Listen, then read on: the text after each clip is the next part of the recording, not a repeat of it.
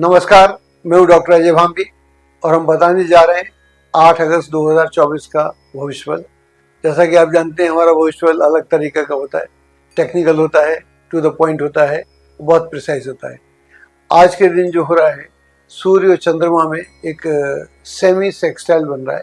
और सेमी सेक्सटाइल जो होता है वो 30 डिग्री की दूरी पर होता है, यानी चंद्रमा एग्जैक्टली सूर्य से 30 डिग्री दूरी पर आज है।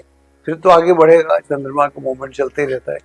एक दिन में आप जानते ही हैं चंद्रमा कितना चलता है, लेकिन वो ये सेमी सेक्सटाइल बनाकर जाएगा। तो ये एंगल आकाश में स्थिर तो रहते नहीं, बनते हैं और आगे निकल जाते हैं। जब बन जाते हैं तो उनका असर इस पृथ्वी पर पड़ता है, मानव जाति पर पड़ता है और इंडिविजुअल पर पड़ता है। जानवरों पर पड़ता है, पृथ्वी पर पड़ता है, वेदर में पड़ता है, सब जगह पड़ता है। तो इस तरह की स्थिति क्रिएट होती है। तो यहाँ पर जो स्थिति है, जो सूर्य है वो कैंसर में है, कर्क में है, और चंद्रमा वर्गो यानी कन्या में है। तो हालांकि ये राशि तीसरी हो गई, लेकिन सूर्य की जो डिग्री है वो बहुत ज़्यादा है। वो चल रहा है, सूर्य आज की डेट में समझो आप कितने डिग्री पे चल रहा है, 22 डिग्री पे चल रहा है। और चंद्रमा वहाँ पर करेगा, पहुँचेगा, तब एक सेक्सटाइल बनेगा, फिर वो उससे आगे निकल जाएगा। तो जो सेमी सेक्सटाइल जो होते हैं वो अच्छे होते हैं, यानी चंद्रमा अब अगली राशि की तरफ जा रहा है। 30 डिग्री दूर हो गया। कोई भी ग्रह जब 30 डिग्री दूर हो जाता है, जब शनि के केस में लेते हैं, जब 30 डिग्री निकल जाता है तो हम कहते हैं अब 7.5 ही खत्म होने को आ गई। ये हम सबको समझ में आता है, लेकिन ऐसे ही हर ग्रह का अपना अपना एक वर्चस्व होता है, तो उसकी अपनी इंडिपेंडेंसी शुरू हो जाती है। तो अब सन की रेंज से बाहर हो गया, सन की रेंज से बाहर हो गया, तो अगले बचे हुए दिन जब तक पूर्णिमा आती है तो मून जो है इंडिपेंडेंटली ऑपरेट करेगा। वो सन के इन्फ्लुएंस में नहीं है, तो उसकी जो कलाएं हैं या उसकी डिग्रियां हैं वो सतत बढ़ती जाएंगी। तो उसका एक अपना इंडिविजुअल हो जाएगा। तो this is what is called semi sextile, which is considered good.